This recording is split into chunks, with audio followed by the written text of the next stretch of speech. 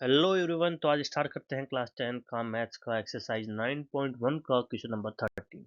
तो देखते हैं क्वेश्चन नंबर 13 क्या है। क्वेश्चन नंबर 13 है कि as observed from the top of a 75 meter high light house from the sea level. कि कोई सी लेवल है उससे 75 मीटर का एक क्या है, लाइट हाउस है, राइट। तो ये अपन मान लेते हैं कोई, ये सी है ना, सी लाइट सी है।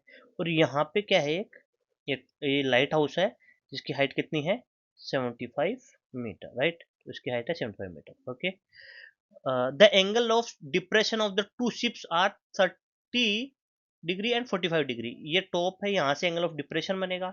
जो एक बन रहा है वो, ये एक तो बन रहा है 30, एक बन रहा है 45, राइट। तो मैं ये 2 पॉइंट्स, ये शिप्स है, उनसे ये ऐड कर देता हूँ, राइट। ऑब्वियसली ये जो एंगल होगा ये 30 होगा और ये 45 होगा, राइट। होगा, ये मैं नेमिंग देता हूँ ए बी, ये सी, और ये होगा डी, ओके। ये अपन को समझ में आया। If the ships is exactly behind the other on the same side of the light house, find the distance between the two ships, okay. तो वो, ये जो दोनों शिप्स की जो डिस्टेंस है अपन को, इसको मैं एक्स मान लेता हूँ, ये अपन को डिटरमाइन करनी है, ओके ओके। अब अपन को क्या देखना है, देखो एंगल ऑफ डिप्रेशन बता रखा था, राइट। तो एंगल ऑफ डिप्रेशन जैसे ये था 45 डिग्री, राइट। तो इसका अल्टरनेट एंगल ये 45 कर लिया था मैंने। फिर एक एंगल ऑफ डिप्रेशन ये था 30, राइट।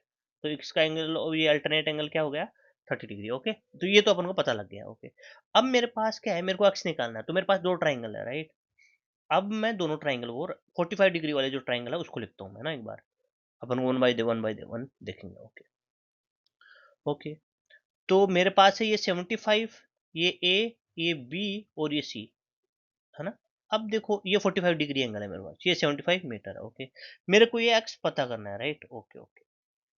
अब क्या है मेरे पास, अगर ये आ जाए, राइट, बीसी आ जाए, राइट, और मेरे पास क्या आ जाए, ये एक्स आ जाए, अगर दोनों को ऐड कर दूं तो मेरा काम हो जाएगा, राइट है। अब पहले बीसी निकाल सकते हैं अपन, यहाँ से निकाल सकते हैं।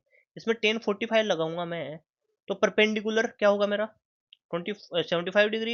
ये बी सी है, 1045 1 होता है, तो बी सी इक्व टू मेरे पास आ जाएगा 75 मीटर। ये बात समझ में आई नहीं आई।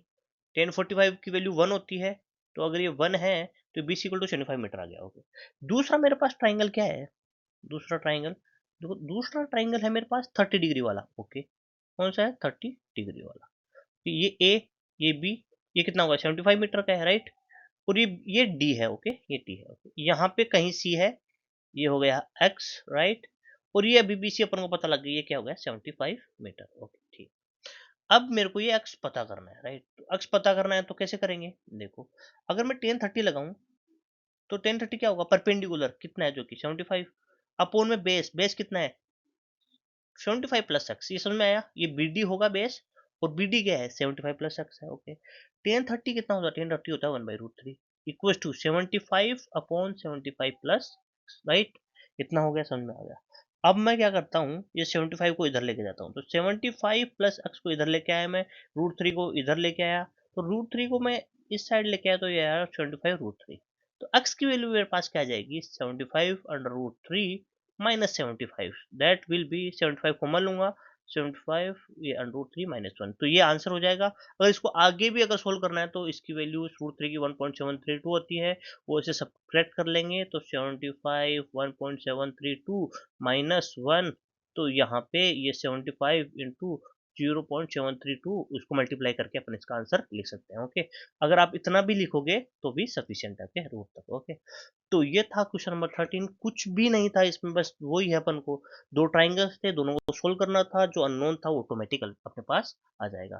तो ये था question number 13। If you like the video please consider subscribing. Thank you very much.